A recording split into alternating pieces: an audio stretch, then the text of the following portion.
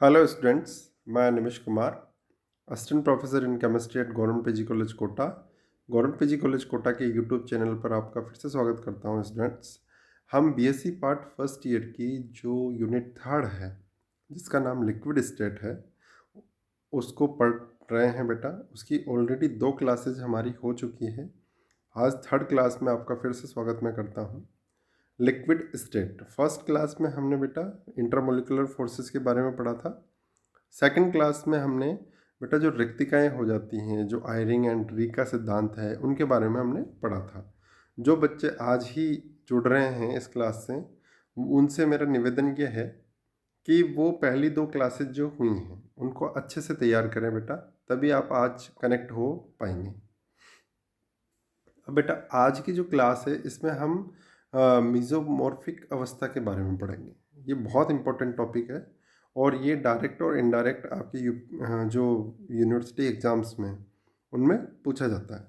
ठीक है बच्चों, द्रव क्रिस्टल, लिक्विड क्रिस्टल और मीजोमॉर्फिक स्टेट। सामान्यतया जब किसी ठोस पदार्थ को हम गर्म करते हैं तो वो अपने गलनांक पर वास्तविक पारदर्शी द्रव में परिवर्तित हो जाता है। ठीक है बेटा, किस पर गर्म करते हैं हम?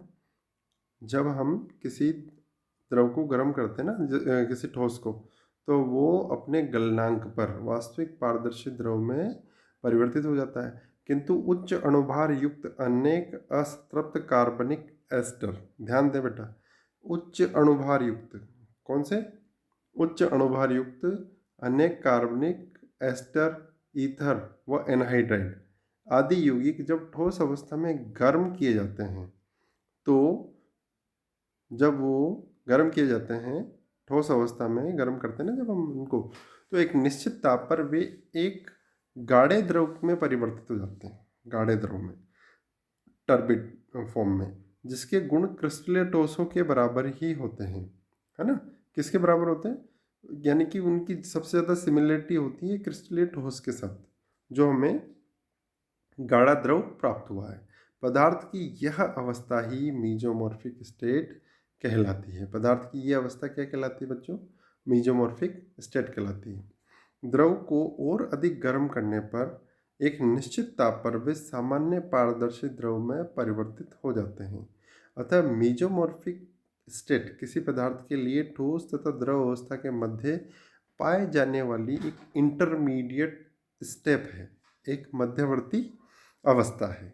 ठीक है बच्चों, अब यहाँ पर आप ध्यान दें, हम किस पर बात कर रहे हैं? कोई भी ठोस है, उसको हम गर्म कर रहे हैं तो वो डायरेक्ट ही द्रव अवस्था में परिवर्तित ना होकर वो मीजोमॉर्फिक अवस्था में परिवर्तित हो जाता है।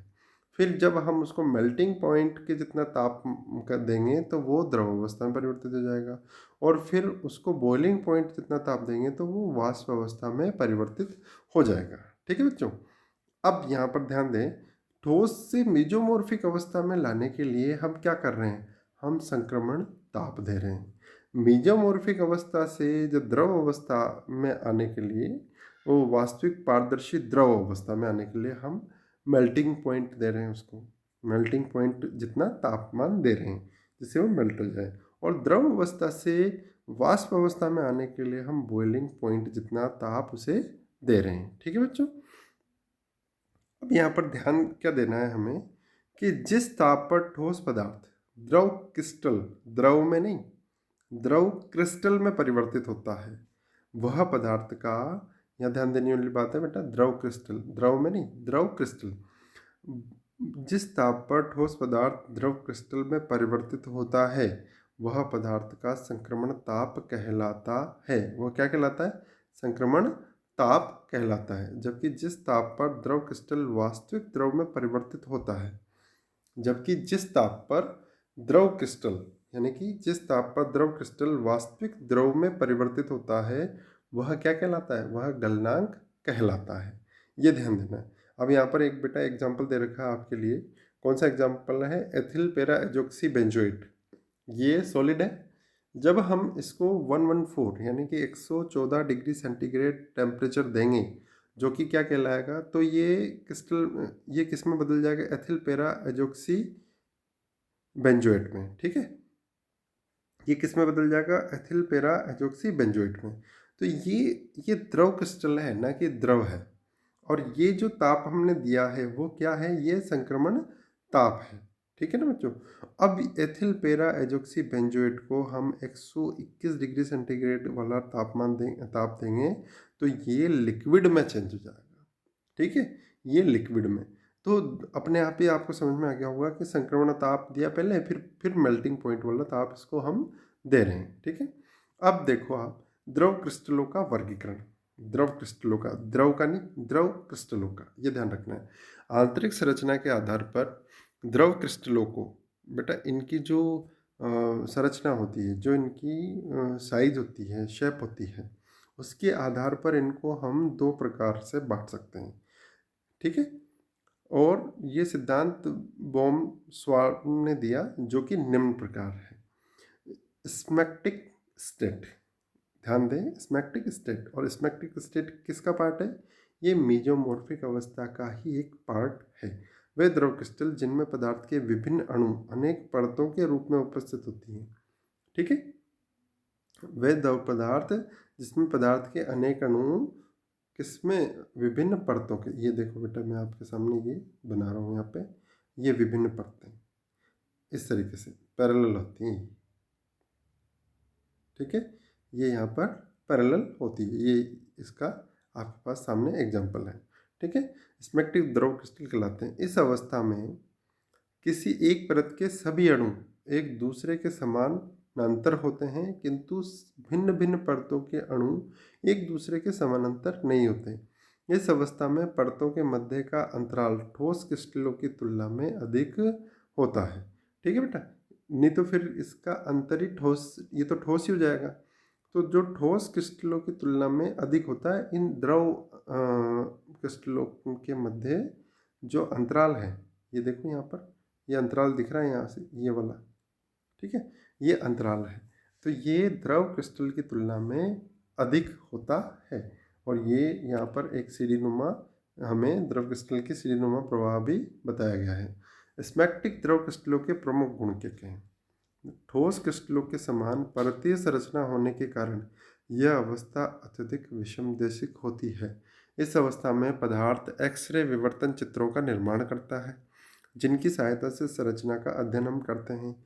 इस अवस्था में पदार्थ का सामान्य न्यूटोनियन प्रवाह नहीं होता, बल्कि पदार्थ परतों के रूप में प्रवाहित होता है। इन द्रव क्रिस्टलों को किसी कांच की सतह पर रखने पर ये विशिष्ट प्रकार की सीढ़ीनुमा व्यवस्था में हो ढल जाते हैं, किसमें फैलते हैं, सीढ़ीनुमा में अवस्था में ये फैल जाते हैं। देखो बेटा ये किस तरीके से, ये सीढ़ीनुमा, ये इस तरीके से ये फैल जाते हैं। ठीक है ना, ये सब। ठीक है बच्चों, इन द्रव क्रिस्टलों की विस्कासिता अपेक्षाकृत अधिक होती है, अतः ये धीमे वेग से प्रवाहित होते हैं। ये द्रव क्रिस्टल बाह्य चुंबकीय क्षेत्र से प्रवाहित नहीं होते हैं। नेमेक्टिक द्रव क्रिस्टल, पहला हमने पढ़ लिया स्मैक्टिक द्रव क्रिस्टल, अब दूसरा हो गया हमारे पास नेमेक्टिक लिक्विड क्रिस्टल। वह मेसोमॉर्फिक अवस्था जिसमें सभी अणु एक दूसरे के समानांतर रहते हुए धागे नुमा व्यवस्था में विन्यासित होते हैं। किस वाली अवस्था में, ये परस्पर उसमें नहीं होते हैं बेटा, परतों के रूप में, धागे नुमा व्यवस्था में विन्यासित होते हैं, नेमेटिक अवस्था कहलाती है, जिसमें अणुओं की परतों का अस्तित्व नहीं होता। भिन्न संरचना के कारण इन द्रव क्रिस्टलों के गुण स्पेक्टिव द्रव क्रिस्टलों से भिन्न होते हैं, जो मुख्यतः निम्न प्रकार हैं। अब ये हमें बेटा ये धागे नुमा, ये देखो इस तरीके से यहाँ पर दिखा रखा है ये। और इन द्रव क्रिस्टलों के जो गुण होते हैं, जो इनके कैरेक्टर्स होते हैं, वो स्मैक्टिक द्रव क्रिस्टलों से भिन्न होते हैं, जो मुख्यतः निम्न प्रकार हैं। नेमेक्टिक अवस्था में अणुओं का धागेनुमा विन्यास जो हमने देखा है अभी। गुण, अब हम मेसोमॉर्फिक अवस्था के गुण देखते हैं। इस अवस्था में अणुओं की परतीय व्यवस्था न होने के कारण ये नेमेक्टिक, मेसोमॉर्फिक में भी ये नेमेक्टिक अवस्था के गुण दिखा रहा है। इस अवस्था में अणुओं की परतीय व्यवस्था न होने के कारण प्रकाशीय गुण जैसे विवर्तन आदि प्रेषित इसमें नहीं होते हैं। इस अवस्था में पदार्थ का सामान्य न्यूटोनियन प्रवाह होता है। कौन सा प्रभाव होता है, सामान्य न्यूटोनियन प्रभाव। इन द्रव क्रिस्टलों की श्यानता स्मैक्टिक अवस्था से कम होती है, अतः इनके प्रवाह का वेग अपेक्षाकृत अधिक होता है। यह द्रव क्रिस्टल अवस्था भी विषमदेशिक होती है, क्योंकि अणु धागानुमा व्यवस्था में किसी विशिष्ट दिशा में विन्यासित होते हैं। यह अवस्था बाह्य चुंबकीय क्षेत्र से प्रभावित नहीं होती है तथा पदार्थ को चुंबकीय बल रेखाओं की दिशा से देखने पर वह पारदर्शी दिखाई देता है, किंतु चुंबकीय क्षेत्र हटाने पर वह अविलल या टर्बिड प्रेक्षित हो जाता है। ठीक है बच्चों, ये 5 हमारे पास इसकी मेरिट्स हैं, इनको अच्छे से ध्यान दें। ये आके 5 नंबर में पूछा जाता है यूनिवर्सिटी के एग्जाम्स में। ठीक है बच्चों, है ना। इस तरीके से यहाँ पर अच्छे से ध्यान दें। द्रव क्रिस्टलों के उपयोग। द्रव क्रिस्टलों का क्या क्या उपयोग है? थर्मोग्राफी, ठीक है, थर्मोग्राफी टेक्निक में थर्मोग्राफी तकनीक का उपयोग शरीर के विभिन्न भागों के ताप में अंतर के अध्ययन के लिए किया जाता है। बहुत इंपॉर्टेंट है बेटा। अभी थर्मोग्राफी का उपयोग किसमें किया जाता है? विभिन्न भागों के ताप में अंतर जो होता है ना, उसके लिए। द्रव क्रिस्टलों में विभिन्न परतों के मध्य का अंतराल ताप पर निर्भर करता है। बिल्कुल सही है। अतः यदि एक द्रव क्रिस्टल दो भिन्न तापों पर उपस्थित हो तो उसके द्वारा परावर्तित प्रकाश भिन्न भिन्न रंग उत्पन्न करता है, जिसके आधार पर संगत तापों का अध्ययन किया जा सकता है। इस विधि का उपयोग कैंसर के उपचार में किया जाता है। रोगी के शरीर में द्रव क्रिस्टल की पर्याप्त मात्रा इंजेक्शन के रूप में वितरित की जाती है, किंतु कैंसर ट्यूमर का ताप शेष शरीर से भिन्न होने के कारण ट्यूमर में उपस्थित द्रव क्रिस्टल की परतों का अंतराल अपेक्षाकृत अधिक हो जाता है। अतः ट्यूमर में उपस्थित द्रव क्रिस्टल द्वारा परावर्तित विकिरणों का रंग शरीर के अन्य अंगों से परावर्तित विकिरणों से भिन्न होता है, जिसके आधार पर ट्यूमर के आकार व स्थिति का हम निर्धारण कर सकते हैं। तो बहुत ही इम्पोर्टेंट ये एक एप्लीकेशन होगी द्रव क्रिस्टल की थर्मोग्राफी के रूप में। ठीक है बच्चों। सप्तखंड सेल, ठीक है। इस विभिन्न डिजिटल उपकरणों जैसे घड़ियाँ हो गई आपके, कंप्यूटर हो गए, कैलकुलेटर्स, पेट्रोल पंप के मीटर हो गए, मोबाइल्स हो गए, में 0 से लेके 9 तक के अंकों के प्रदर्शन के लिए विशिष्ट प्रकार की युक्ति का उपयोग किया जाता है, जिसे हम सप्तखंड सेल कहते हैं। ठीक है, 7 सेगमेंट सेल। इस सेल में द्रव क्रिस्टल की विशिष्ट विन्यास में व्यवस्थित परतें भिन्न भिन्न विद्युत संकेत प्रदान करने पर भिन्न भिन्न परावर्तन उत्पन्न करती है, जिसके कारण विभिन्न अंक प्रदर्शित होते हैं। ठीक है ना बच्चों। तो ये सप्तखंड सेल आप इम्पोर्टेंट है, इसे ध्यान में रखें अच्छे से। ये वाला इन चीज़ों में 0 से लेके और 9 तक की जो होते हैं विशिष्ट प्रकार की युक्ति का प्रयोग करते हैं इन अंकों को दर्शाने के लिए, और वो क्या कहलाता है? वो सप्तखंड सेल कहलाता है। औद्योगिक जगत में द्रव क्रिस्टलों का आधुनिक स्नेहकों के रूप में उपयोग किया जाता है।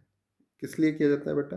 आधुनिक स्नेहक के रूप में, क्योंकि इनके परतें सरलता से फिसलकर घर्षण को अत्यंत कम कर देती है। अब बेटा यहाँ पर ध्यान देना है कि ये घर्षण क्या है।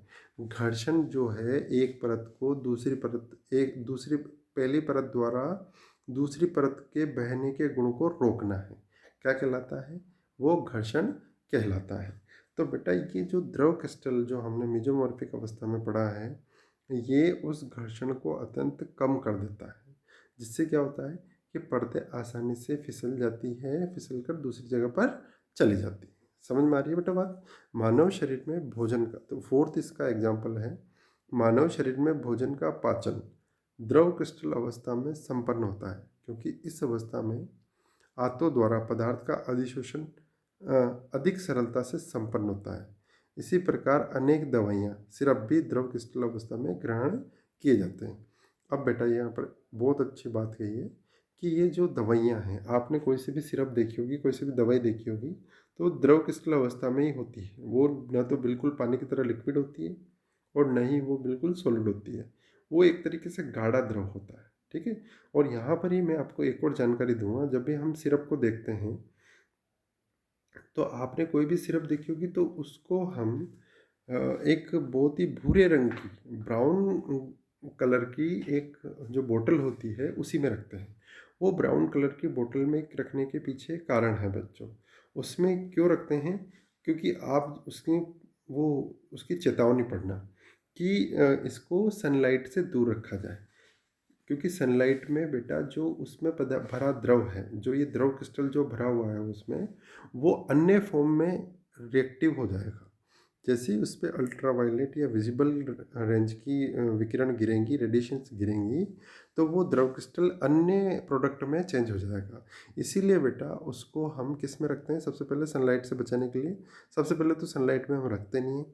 फिर अगर मान लीजिए ऐसा हो भी जाता है तो उससे बचाने के लिए हम क्या करते हैं, उसको गहरा भूरे रंग की बोतल में रखी जाती है। क्यों? क्योंकि गहरे भूरे रंग की अगर बोतल होगी, ब्राउन कलर की अगर बोतल होगी, तो उस पर सनलाइट्स बहुत कम पार कर पाएंगी उससे, यानी कि यूवी और विजिबल ये रेडिएशंस उससे बहुत कम अवस्था में, बहुत ही कम मात्रा में उससे पार हो पाएंगी। ठीक है बच्चों, ये एडिशनल जानकारी थी, इसको आप ध्यान रखें, बहुत सी एग्जाम्स में ये इंटरव्यू के रूप में पूछी जाती है। अब यहाँ पर एक चीज़ बहुत अच्छे से ध्यान दें बेटा, हम हमेशा पढ़ते हैं कि